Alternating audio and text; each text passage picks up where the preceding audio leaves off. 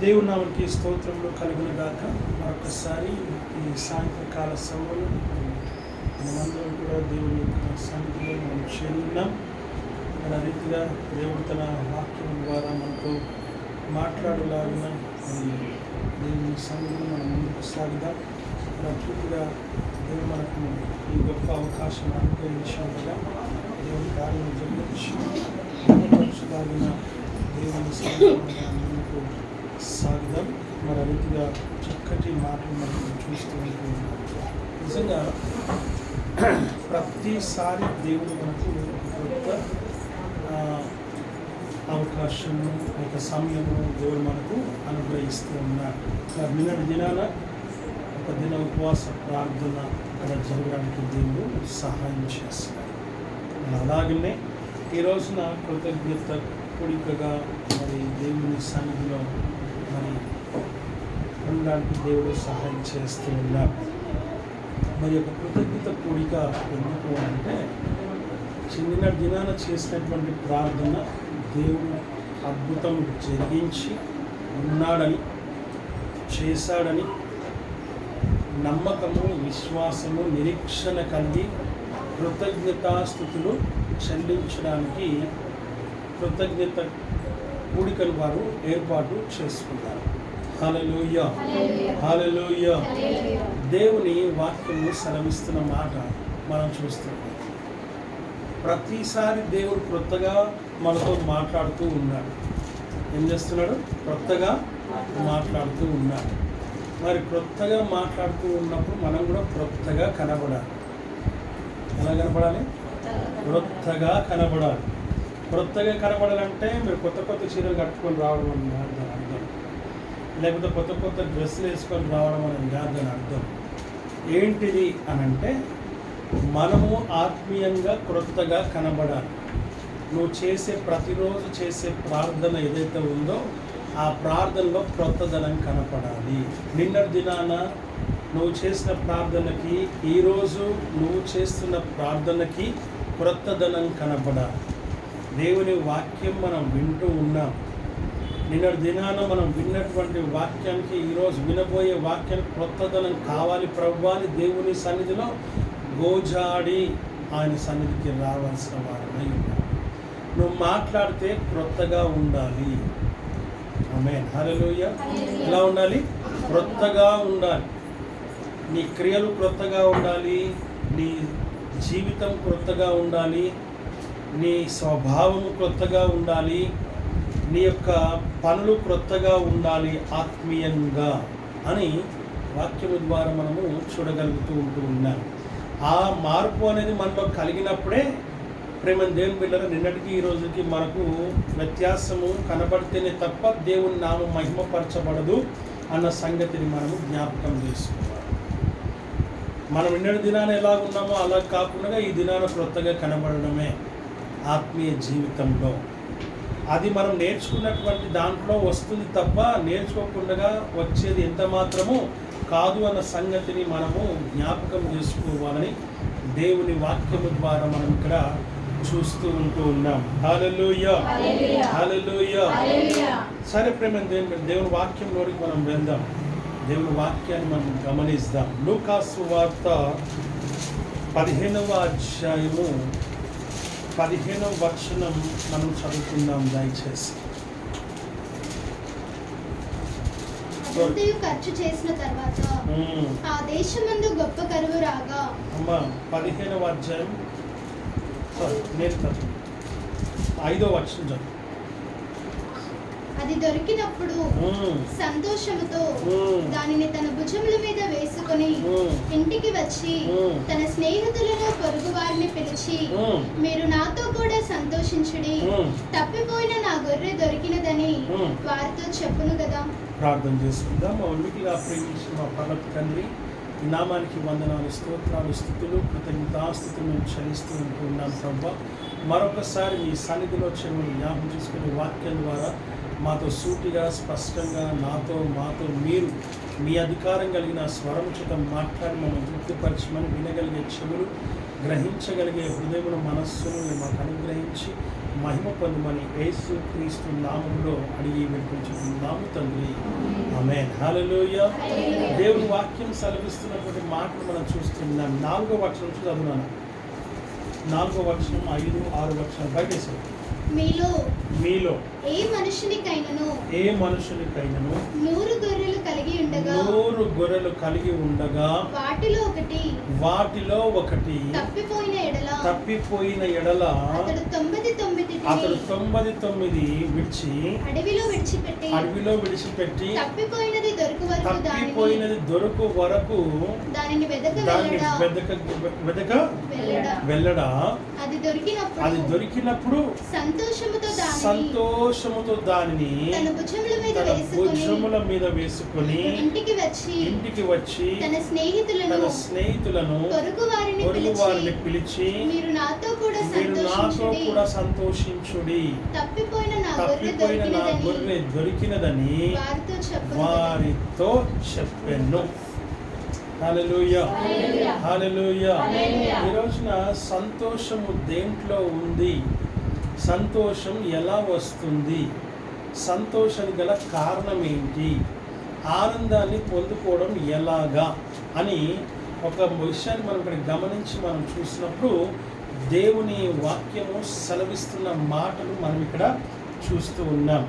ఏంటిది అని అంటే 100 గొర్రెలు కలిగినటువంటి కాపరి ఏం చేస్తున్నాడు? వాటిని అడవిలో మేపుతూ ఉండగా ఒకటి తప్పిపోయింది. 99 గొర్రెలను విడిచిపెట్టి ఆయన ఒక గొర్రెను వెతకడానికి వెళ్ళినట్టుగా చూస్తూ ఉన్నాం. అది దొరికిన తర్వాత దానిని భుజముల మీద వేసుకొని ఇంటికి వచ్చినప్పుడు తన స్నేహితులను తన ఇరుగు పొరుగు వారిని పిలిచి ఇదిగో తప్పిపోయినటువంటి నా గొర్రె దొరికినదని చెప్పి వారందరికీ విందు చేస్తూ ఉన్నాడు. ఏం చేస్తూ ఉన్నాడండి? విందు చేస్తూ ఉన్నాడు. విందు చేసి నా సంతోషంలో మీరు పాల్గొనండి అని చెప్తున్నాడు. ఆ దొరికిన సంతోషంలో ఆయన విందు చేస్తూ ఉన్నట్టుగా చూస్తూ ఉన్నాం. ఈ రోజున ఈ సంతోషానికి గల కారణం ఏంటిది అని ఒకసారి గమనిస్తే, ఈ రోజున మన జీవితాల్లో మన కుటుంబాల్లో నిజంగా సంతోషము, సమాధానము, నెమ్మది, మనశ్శాంతి అనేది లేకుండా మనం ఉంటూ ఉన్నాం, జీవిస్తూ ఉన్నాం, అలాగ మనం బ్రతుకుతూ ఉన్నాం. నిజం చెప్పాలంటే ఇలాగే మనం జీవిస్తూ ఉంటూ ఉన్నాం. ఈ 4 విషయాలు మన జీవితాల్లో ఏలుబడి చేస్తూ ఉన్నాయి. సంతోషము, ఆనందము, సమాధానము లేక, నెమ్మది, మనశ్శాంతి అనేది లేకుండా మనం జీవిస్తూ ఉన్నాం. సంతోషం దొరకాలి అన్నా, సంతోషం కావాలి అన్నా ఎవరిని అడిగినా కూడా కష్టాలే చెప్తున్నారు తప్ప, బాధలే చెప్తున్నారు తప్ప, వేదనలే చెప్తున్నారు తప్ప, అనారోగ్యమే చెప్తున్నారు తప్ప, వ్యాధుల గురించి మాట్లాడుతున్నారు, నొప్పుల గురించి మాట్లాడుతున్నారు, సమస్యల గురించి మాట్లాడుతున్నారు, శ్రమలను గురించి మాట్లాడుతూ ఉన్నారు. అయ్యా నా ప్రాబ్లం ఇది అని చెప్తూ ఉన్నారు, ఇంకొక ప్రాబ్లం చెప్తూ ఉన్నారు. కానీ ఏ ఒక్కరు కూడా సంతోషంగా ఉన్నట్టు లోకంలో మనకు కనబడుట లేదు. ఆమేన్. హల్లెలూయా. హల్లెలూయా. సంతోషం ఎక్కడ ఉందని సమాధానం నాకు దొరికేనని, సంతోషం ఎక్కడ ఉందని సమాధానం నాకు దొరికేనని, జగమంతా వెతికాను, జనులందరి అడిగాను, జగమంతా వెతికాను, జనులందరి అడిగాను, చివరికది నీలోనే కనుగొన్నాను. ఆమేన్. చివరికది నీలోనే కనుగొన్నాను. ఎంత మంచి దేవుడవయ్యా యేసయ్యా, చింతలని తీరేనయ్యా నిన్ను చేరినాక, చింతలని తీరేనయ్యా నిన్ను చేరినాక. హల్లెలూయా. హల్లెలూయా. ఈ సంతోషం కోసం మనుషులు ఎంత తాపత్రయపడుతూ ఉన్నారు, సంతోషం కోసం మనుషులు ఎంతగా పరిగెడుతూ ఉన్నారు, సంతోషం కోసం ఎంతగానో మనుషులు ఏం చేస్తున్నారు? ఇటు అటు పరిగెడుతూ ఉన్నారు. ఎక్కడికి వెళ్తే సంతోషం దొరుకుతుంది అనేసి మనుషులు చాలా చాలా రకాలుగా ప్రయత్నాలు చేస్తూ ఉన్నారు. కొంతమంది ఏమో పిక్నిక్లకు పోతూ ఉన్నారు, కొంతమంది ఏమో కొత్త వస్తువులు కొనుక్కుంటున్నారు, కొంతమంది ఏమో వస్త్రాలు కొనుక్కుంటున్నారు, కొంతమంది ఏమో ఇల్లు కొనుక్కుంటున్నారు, ఇంకొంతమంది ఏమో ప్రేమ దేవుని బిడ్డల ఎక్కడ వాళ్ళ సంతోషం వెతుక్కుంటూ ఉన్నారు, ఎక్కడెక్కడో వెతుకుతున్నారు. ఎక్కడ దొరుకుతుంది సంతోషము అని అంటే యేసయ్య సన్నిధిలోనే సంతోషం ఉంది. ఎలాగా అని అంటే వాక్యం సెలవిస్తున్న మాట ఏంటంటే ఇక్కడికి వస్తే వాక్యం విన్నప్పుడు నీలో ఉన్నటువంటి అసమాధానము వెళ్ళిపోతుంది. దేవుని సన్నిధికి వస్తే నీ కష్టము నీ నష్టము వెళ్ళిపోతుంది, నీ శ్రమ నిన్ను విడిచిపోతుంది. దేవుని సన్నిధికి వస్తే నీ బడలిక తీరుతుంది.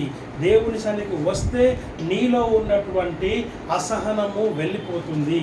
దేవుని సన్నిధికి వస్తే ప్రేమ దేవుని బిడ్డలారా నీలో ఉన్నటువంటి కోపము నిన్ను విడిచిపోతుంది.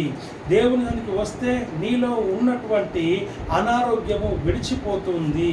నీవు దేవుని సన్నిధికి వస్తే ప్రేమ దేవుని బిడ్డలారా నీలో ఉన్నటువంటి అసమాధానము నిన్ను విడిచిపోతుంది. కారణం ఏంటిదనంటే ఆయన సమాధానకర్త అయి ఉన్నాడు గనక, ఆయన నీ దేవుడై ఉన్నాడు గనక, ఆయన నీకు తోడై ఉన్నాడు గనక. ఇదిగో చూడుము నేను నా యొక్క అరుచేతుల మీద నేను నిన్ను చెప్పుకొని ఉన్నాను అని చెప్తూ ఉన్నాడు ఆయన. హల్లెలూయా హల్లెలూయా.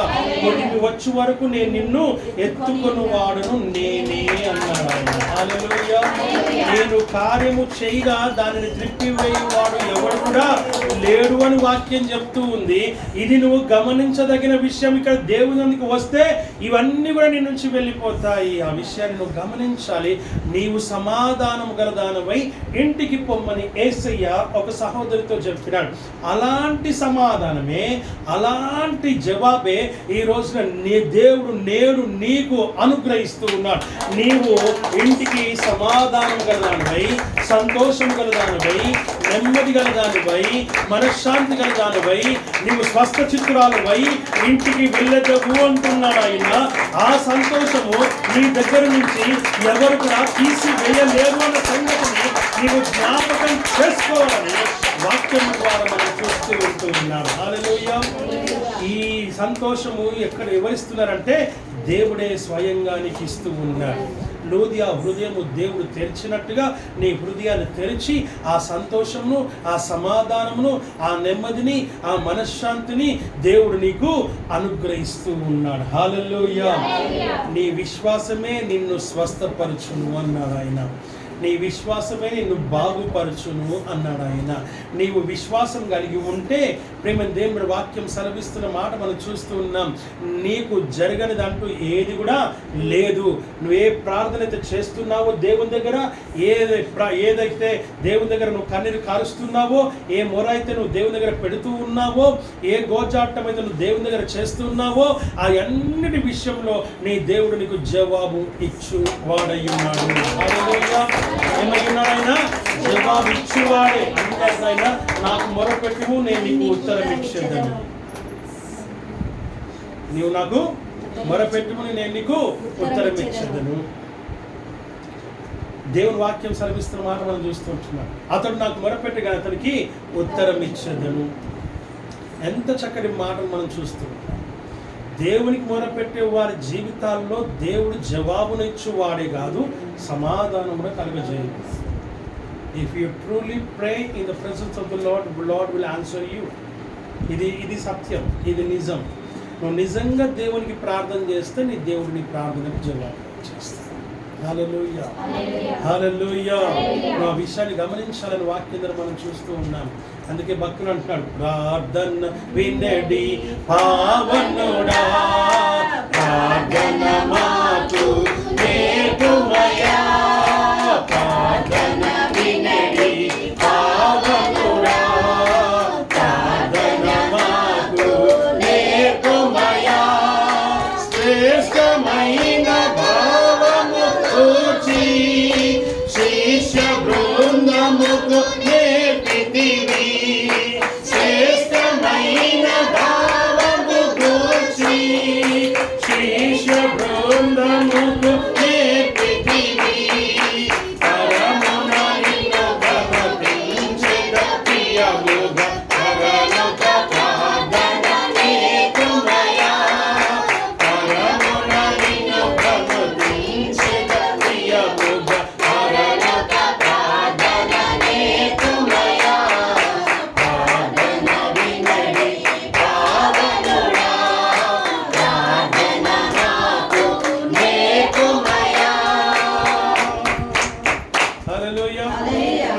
ప్రార్థన జీవితం నీ లోపట కావాలి. ఏం కావాలి? ప్రార్థన జీవితం కావాలి.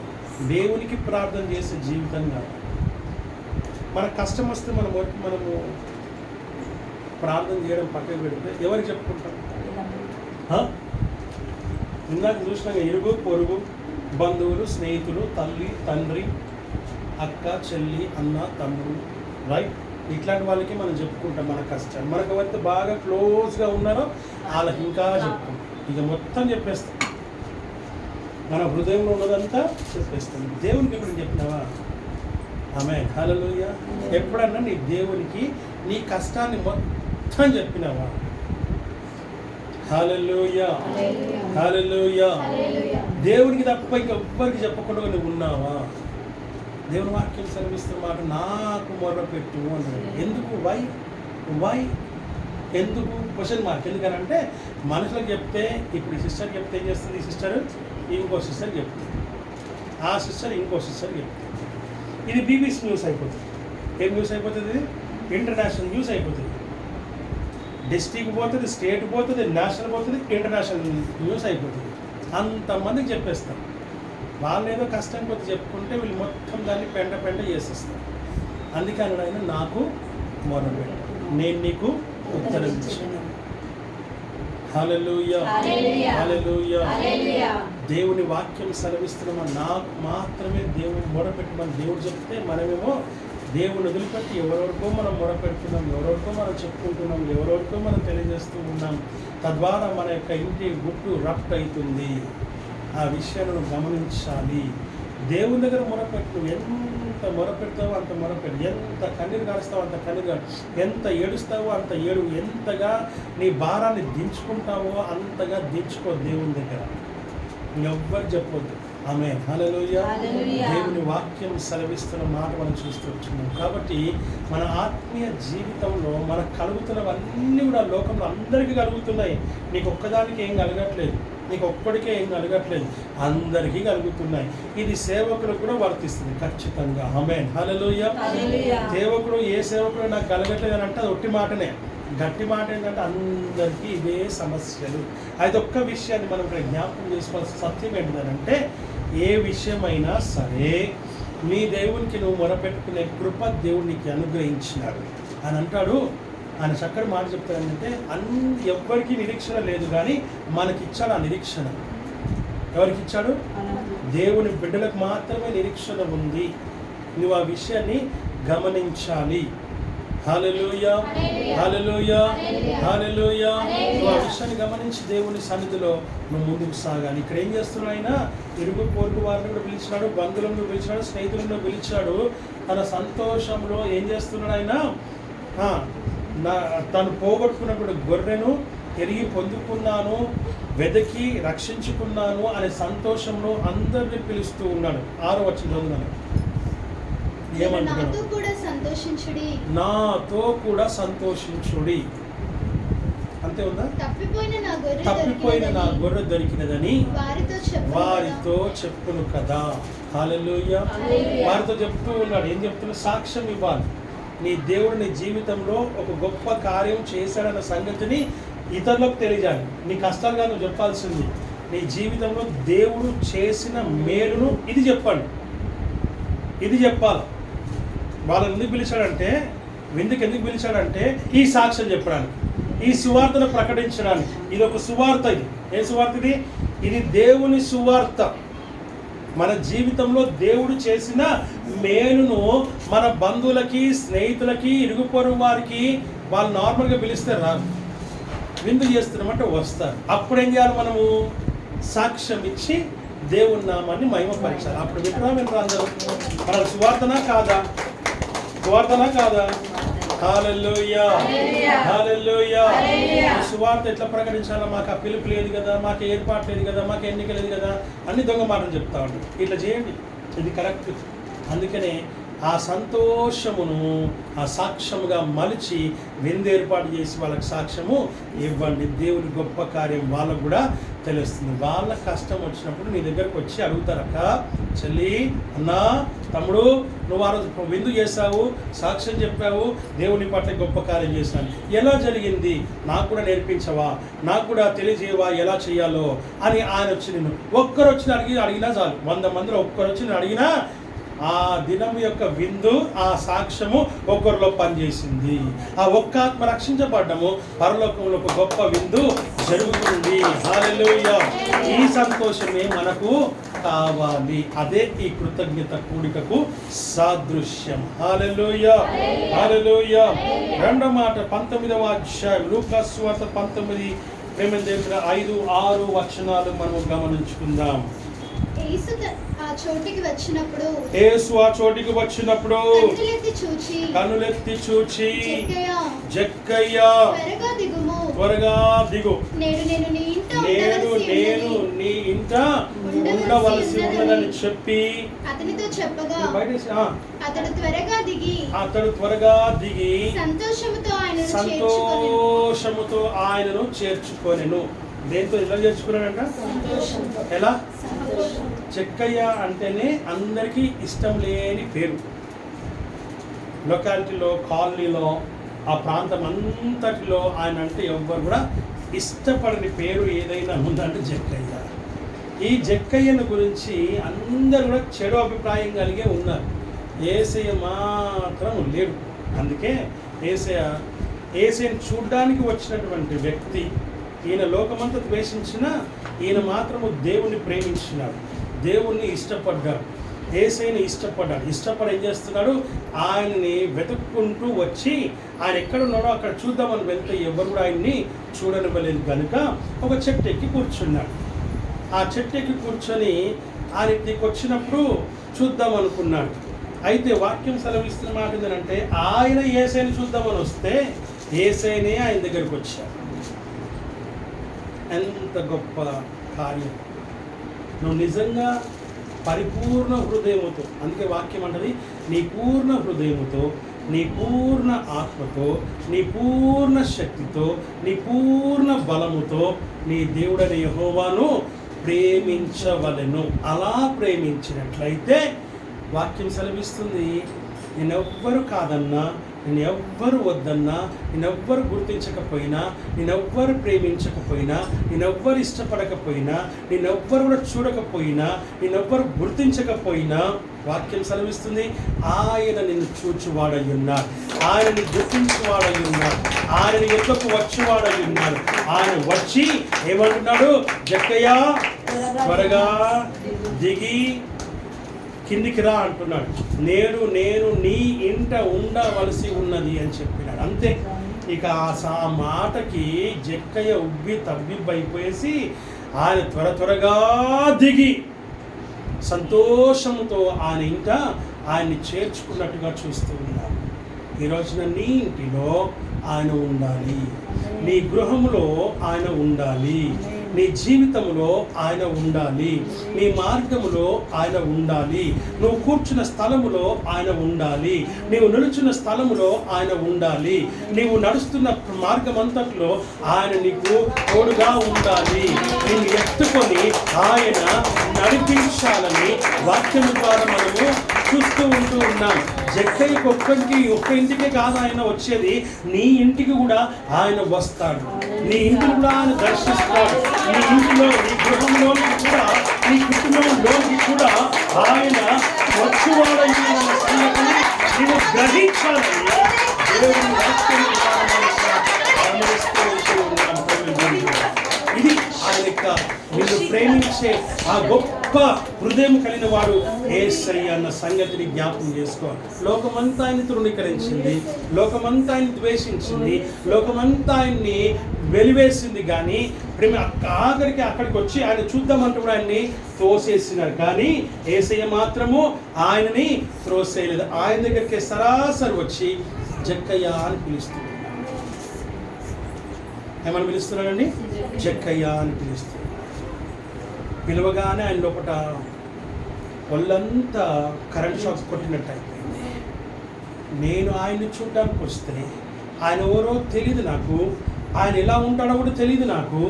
నేను ఆయన్ని చూసి ఎవరు ఆయన తెలుసుకుందామని వస్తే ఈరోజున నేను ఆయన చూడలేక, నేను నా మనసును ఎరిగినటువంటి దేవుడు, నిజంగా నా హృదయాన్ని, నా మనసును, ఆలోచన, తలంపులు ఎరిగినటువంటి దేవుడే అని నమ్మి ఏం చేస్తున్నాడు, త్వరగా దిగి సంతోషముతో ఆయనను ఎంట చేర్చుకున్నట్టుగా వాక్యము ద్వారా మనం చూస్తున్నాం.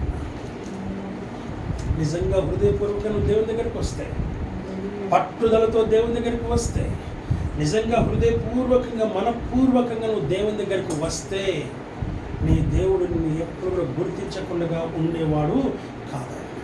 నిన్నే చూస్తూ ఉన్న దేవుడు, నిన్నే ప్రేమిస్తున్న దేవుడు, నిన్నే ఇష్టపడుతున్న దేవుడు, నిన్నే ఆయన కోరుకుంటున్న దేవుడు ఆయన మరి నీ దగ్గరికి రాగా వస్తాడు. హల్లెలూయా, హల్లెలూయా. ఇప్పుడు ఎప్పటి సంతోషం ఎక్కడుంది? ఆయనలో ఆటోమేటిక్గా పుట్టింది సంతోషం. ఆయన వచ్చింది బాధతో, లేకపోతే ఆయన ఎవరో చూద్దామని వచ్చాడు. ఆయన అసలు ఎందుకు ఆయన యేసుని గురించి ఇంత గొప్పగా చెప్తున్నానని ఆయన కనుగొందామని వస్తే, ప్రేమ దేవుని బిడ్డలారా, ఎక్కడ దొరకని సంతోషం, ఎక్కడ లేని సంతోషం, ఎక్కడ లేని సమాధానము యేసయ్య ఎవరికి ఇస్తున్నాడు? జక్కయ్యకి ఇస్తూ ఉన్నాడు.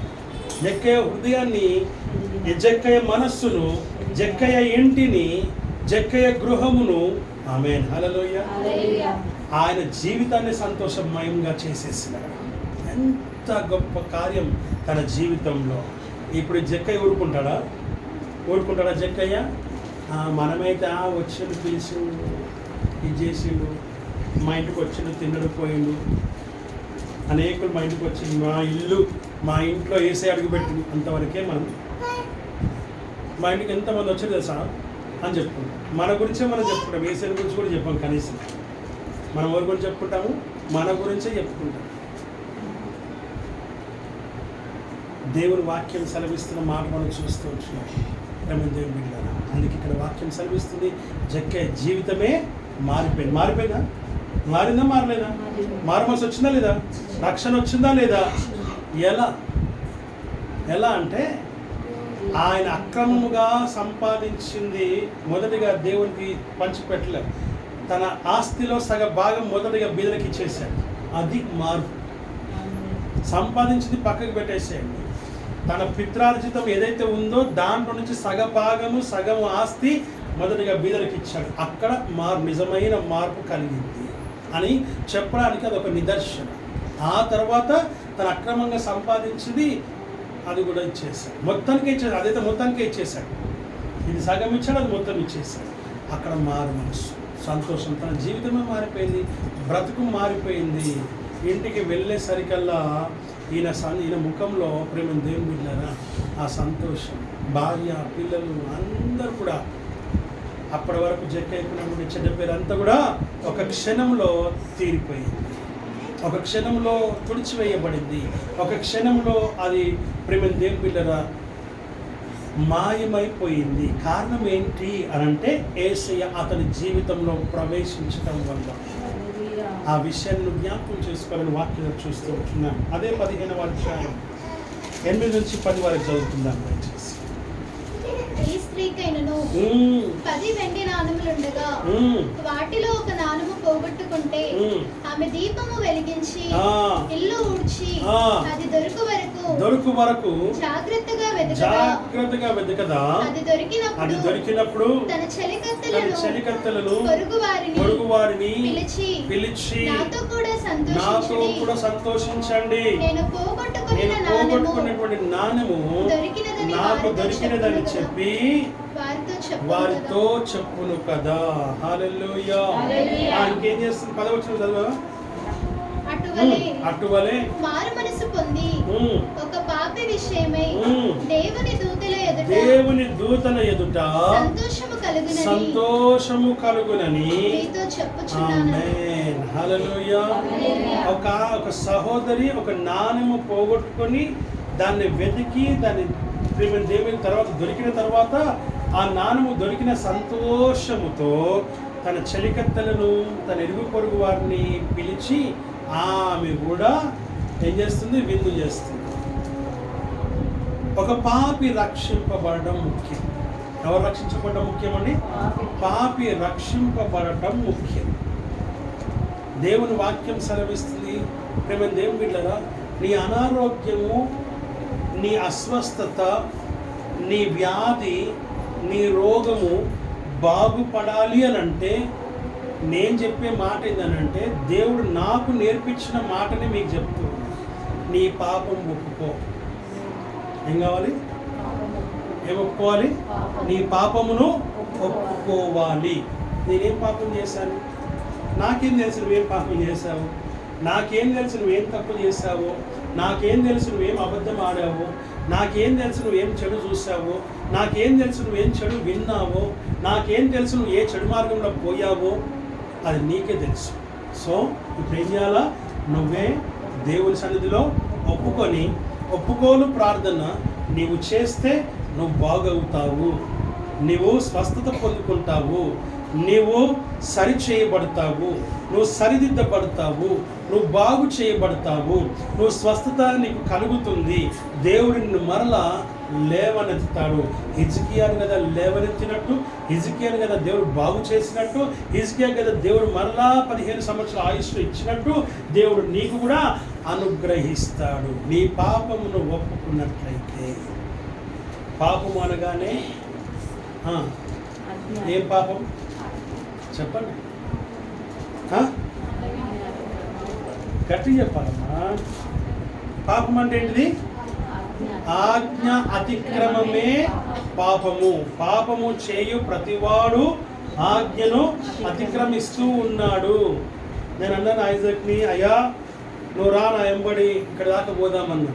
వస్తా అన్నా అని చెప్పి రాలేదనుకోండి, అప్పుడు ఏంటిది? అది ఆజ్ఞను మీరిండా, ఆజ్ఞను పాటించిండా? మీరే. ఆమేన్. హల్లెలూయా, హల్లెలూయా. ఎక్కడ ఫోన్ చేశారమ్మంటాడని భయంతో ఫోన్ కూడా చేయలేదు. ఇప్పుడు ఏంటిది? ఆజ్ఞ అతిక్రమం. అమ్మ మీటింగ్కి రా అని నేను చెప్తాను.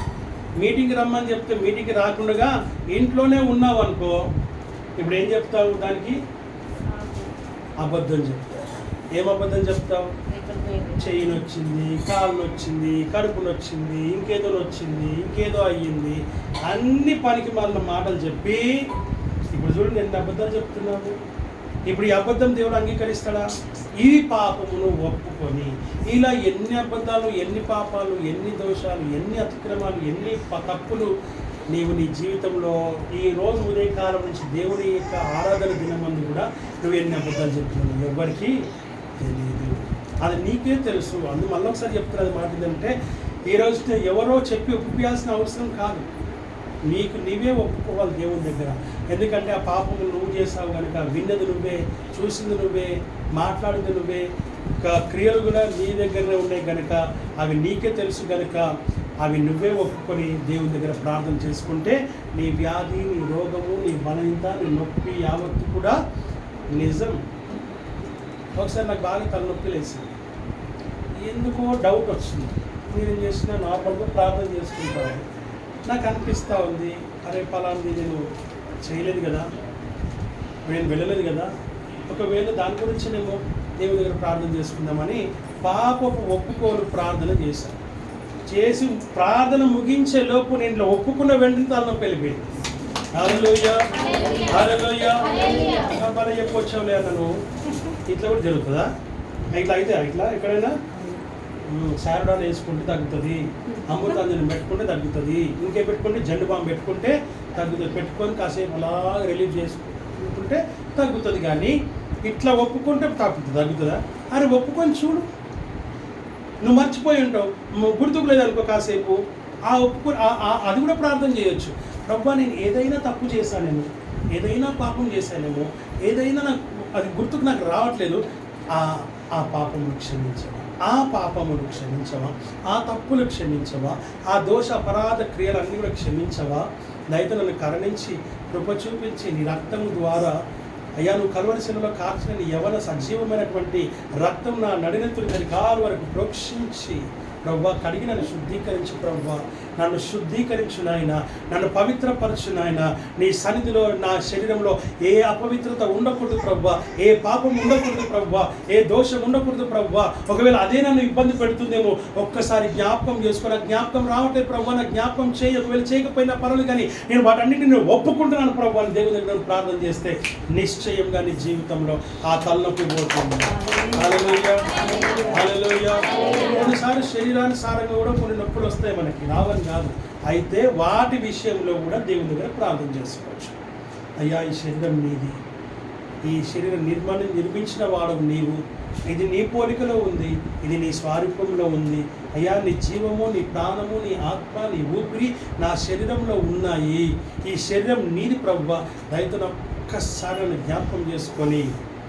సంసోన్ అంటూ ఉన్నాడు, నన్ను ఒక్కసారి జ్ఞాపకం చేసుకో, నన్ను ఒక్కసారి జ్ఞాపకం చేసుకో. ఆమేన్, హల్లెలూయా. కదా ఒక్కసారి నన్ను జ్ఞాపకం చేసుకో ప్రభువా. తన జీవితకాలం అంతలో కూడా అంత చంపనంత మందిని ఆ మందిరంలో చంపేశాడు. అడగాలి దేవుణ్ణి, నన్ను జ్ఞాపకం చేసుకో ప్రభువా. అడగడం తప్పేం లేదు, నన్ను జ్ఞాపకం చేసుకోమని అడగడంలో తప్పేమీ లేదు. అడగాలి దేవుణ్ణి. హల్లెలూయా. అడిగి దేవుని దగ్గర ప్రేమ దేవుని బిడ్డలారా, నీవు దేవునికి సన్నిధిలో తగ్గించుకుంటే, ఓర్చుకుంటే, లోబడితే దేవుని మహా అద్భుత కార్యాన్ని నువ్వు చూస్తావు. హల్లెలూయా. అందుకే ఈ సహోదరి ఏం చేస్తుంది? ఒక పాపి రక్షణ. ఒకసారి మార్చమ్మా, 9-10 వచనాలు. అది దొరికినప్పుడు తన చెలికత్తెలను పొరుగు వారిని పిలిచి నాతో కూడా సంతోషించుడని చెప్పి, నేను పోగొట్టుకున్నటువంటి నాణ్యము దొరికినదని వారితో చెప్పులు కదా. నువ్వు పోగొట్టుకుంది నువ్వు సంపాదించుకున్నావా? మీలో ఎవరైనా ఏదైనా పోగొట్టుకున్నావా? త్వరగా చెప్పాలా? ఏమైనా పోగొట్టుకున్నారా? ఏం పోగొట్టుకున్నావు?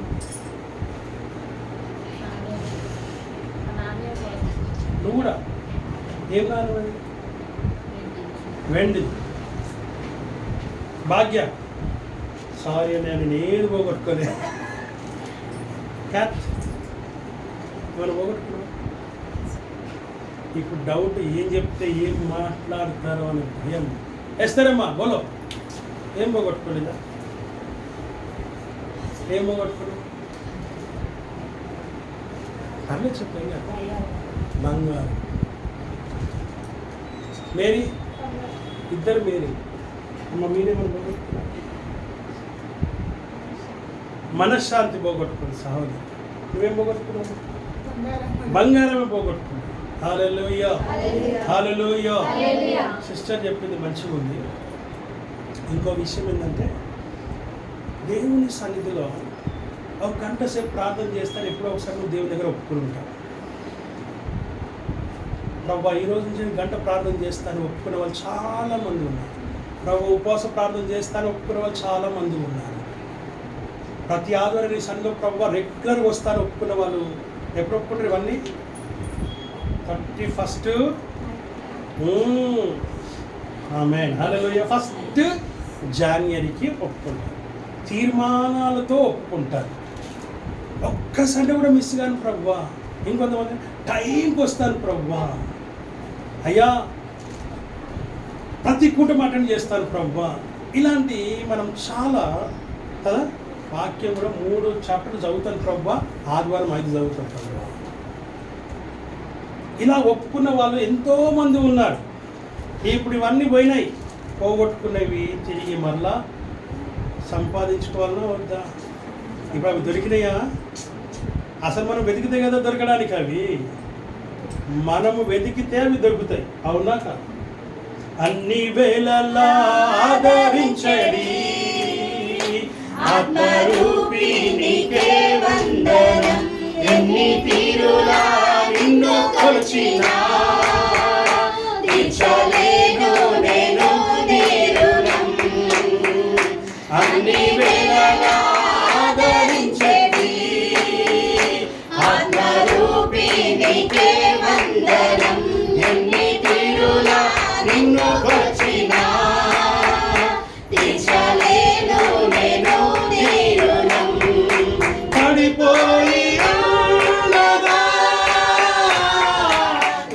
తిరిగి లేపితివి, స్థిరపరచి జీవించగా నీ కరము చాపితివి, పోగొట్టుకున్నవన్నీ ఇచ్చితివి, రెట్టింపు శుభఫల తెచ్చితివి, పోగొట్టుకున్నదంతా ఇచ్చితివి, రెట్టింపు శుభఫల తెచ్చితివి, అన్ని వేళలా ఆదరించడి ఆత్మరూపిణికే వందనం, ఎన్ని తీరులా నిన్ను కొచ్చినా ఇంచలేను నేను నీ రుణం, అన్ని వేళలా ఆదరించడి ఆత్మరూపిణికే వందనం. హల్లెలూయా హల్లెలూయా. పడిపోయి ఉండగా నన్ను తిరిగి ఆ తర్వాత స్థిరపరిచి దీవించగా చెప్పాలి నీ కరము చాపితులు అనగానే చేయి చాపిన. ఇంకోటి ఏమన్నా కింద లైన్లో పోగొట్టుకున్నవన్నీ తిరిగి. హల్లెలూయా. పోగొట్టుకున్నవన్నీ ఏం పోగొట్టుకున్నావంటే ఎవరు చెప్పలేదు, కానీ మీకు పోగొట్టుకునేవి చాలా ఉన్నాయి. బంగారము, వెండి, వజ్ర వైడూర్యాలు కాదు మనం పోగొట్టుకున్నవి.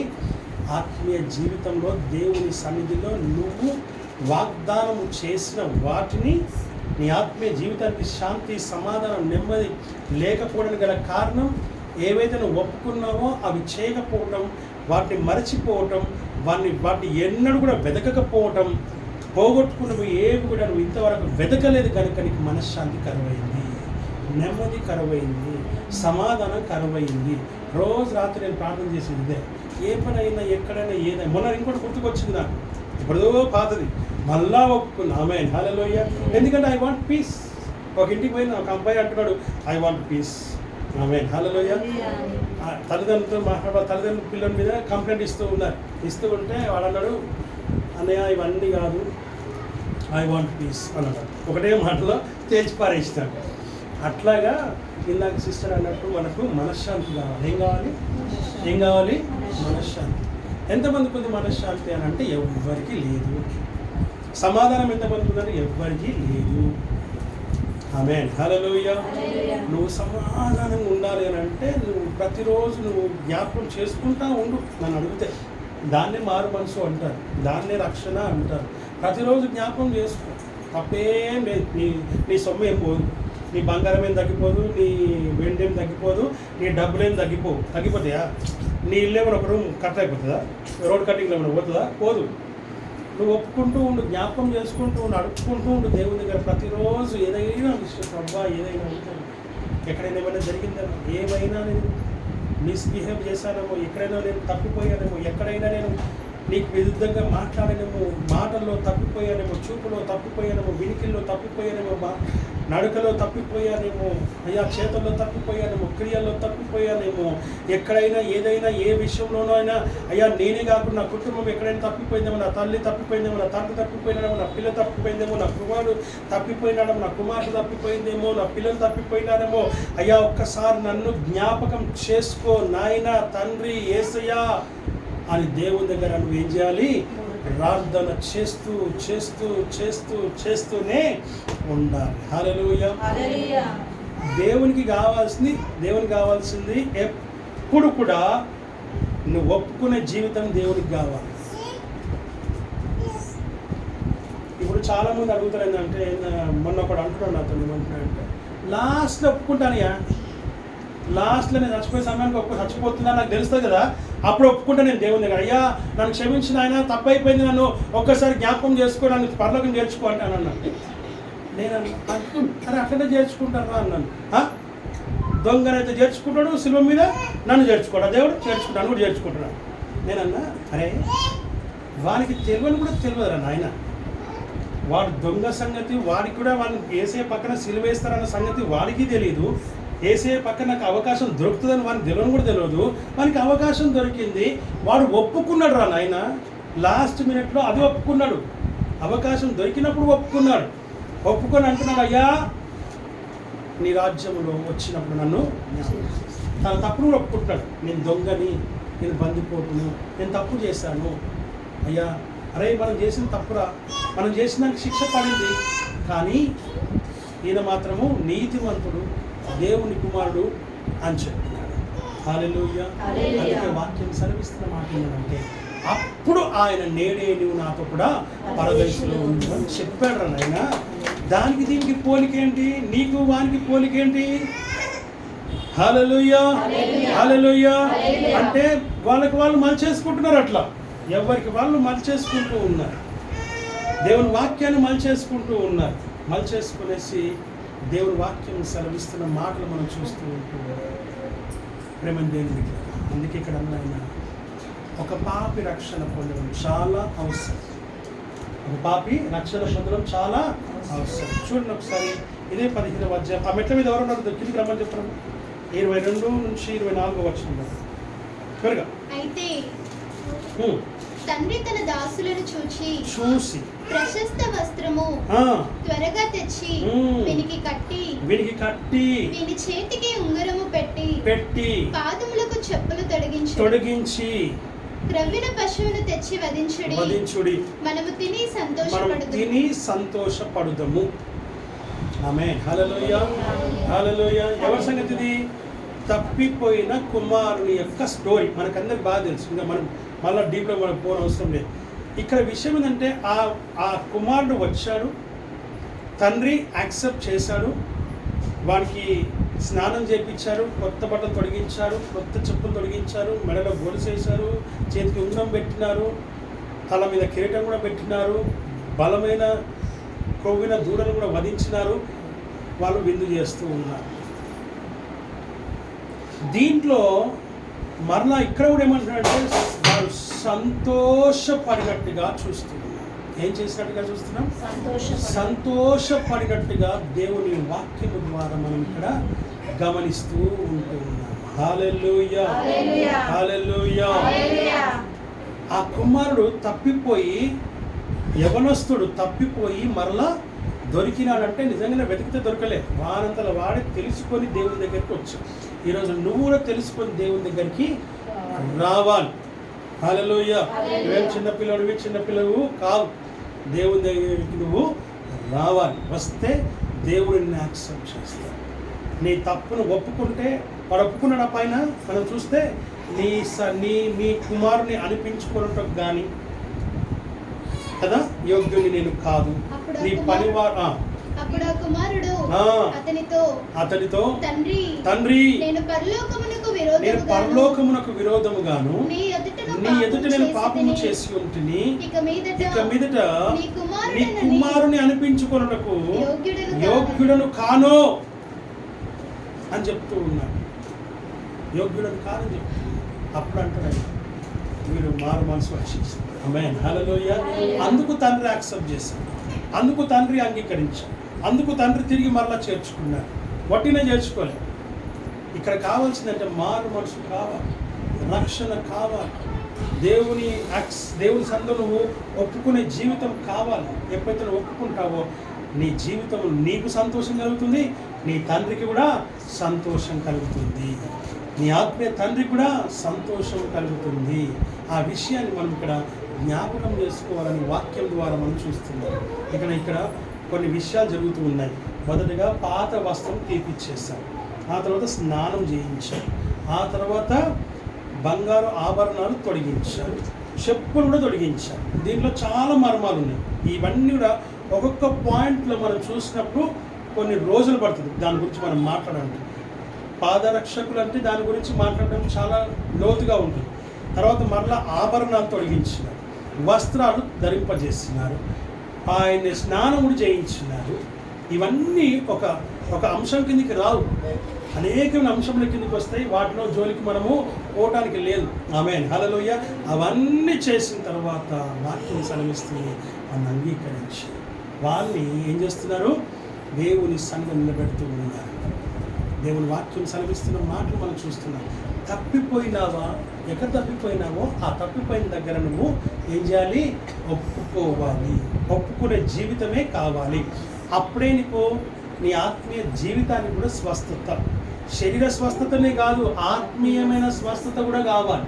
నువ్వు ప్రార్థన కరెక్ట్గా దేవుని హన్లో చెయ్యాలి అని అంటే నువ్వు మోకరించి స్తోత్రం స్తోత్రం అని చెప్పి నిద్రపోయి తర్వాత కొద్దిసేపటికి లేచి అమ్మయ్య ప్రార్థన చేసినా లేచేది కాదు ఇది. చాలామంది చేసే ప్రార్థనలు ఏంటి అని అంటే నిద్రపోయి లేచి ప్రార్థన చేసేసిన అంటారు. లేకపోతే అది కదా మనము ఏం లిస్ట్ అది, ఇంట్లో సామాన్లు తెచ్చుకునే లిస్ట్ ఒకటి రాసుకుంటాం కదా, అట్లా మనం కూడా ఏం చేస్తాం, కొన్ని కష్టాలు రాసుకుంటాం. మనకు జరిగిన కష్టాలన్నీ రాసుకొని ఏ కష్టం ఉందో అవన్నీ మర్చిపోతామని చెప్పి ఒక సిస్టమ్ లాగా రాసుకొని ఏం చేస్తుంది, ఆ ప్రతి అంశం పెట్టి ఆమె అన్నీ చదువుతా పోయింది. లిస్ట్ చదవద్దు. ఆమేన్, హల్లెలూయా. వాక్యం సెలవిస్తుంది, ఒప్పుకోలు కావాలి, లిస్ట్ కాదు నువ్వు చదవాల్సింది. కాబట్టి లిస్ట్ చదివిన ప్రార్థన చేయొద్దు. వాక్యం సెలవిస్తున్న మాట ఏంటంటే ఒప్పుకునే, యథార్థంగా ఒప్పుకునే ఆత్మీయ జీవితం ఇక్కడ మనకు కావాలి. ఇంకా మాట చూద్దాం. కొలెస్ట్రాల్ రాష్ట్ర పత్రిక 1:24 త్వరగా.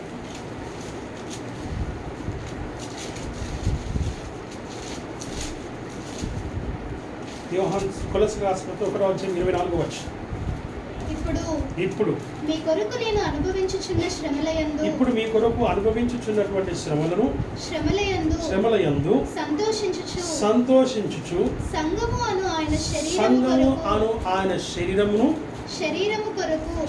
కొరకు క్రీస్తు పడిన పాటలలో కొదువైన వాటి యందు నా వంతు నా శరీరమందు నేను ఏం చేస్తున్నా, సంపూర్ణము చేయించు ఉన్నాను అని పౌలు గారు చెప్తున్నటువంటి స్పష్టమైనటువంటి మాట.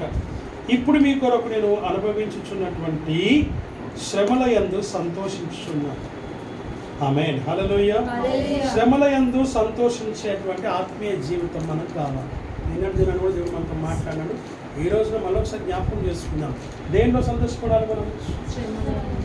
ఎందుకు సంతోషపడాలి శ్రమలయందు అనంటే, కేపబిలిటీ అనగా నువ్వు యోగ్యురాలవని, నీవు శక్తివంతువని, నువ్వు బలవంతుడవని, ఈ శ్రమను నీకు కలిగిన నువ్వు జయిస్తావని దేవునికి నమ్మకం, దేవునికి విశ్వాసం.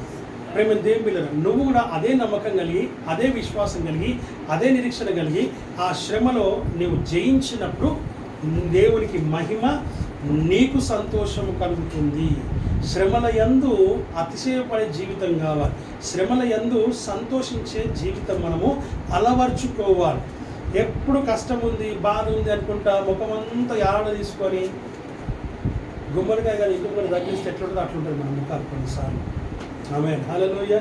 ఎప్పుడు చూసినా ముఖం ఎలాంటి తీసుకున్నట్టే ఉంటుంది. ఏమైందమ్మా అని మనల్ని ఎవరు అడగాల. అడిగితే మనం ఆ గుమ్మడికాయ ముఖం వేసుకొని మన కష్టాలన్నీ చెప్పుకుంటాం. ఏ ముఖం వేసుకొని? పచ్చిదా ఎండిపోయిందా? పచ్చిది కాదు, ఎండిపోయింది. ఆమేన్, హల్లెలూయా. మన ముఖం అట్లాగే ఉంటుంది. అప్పుడు చూడాలి ఆ ఫేస్లో.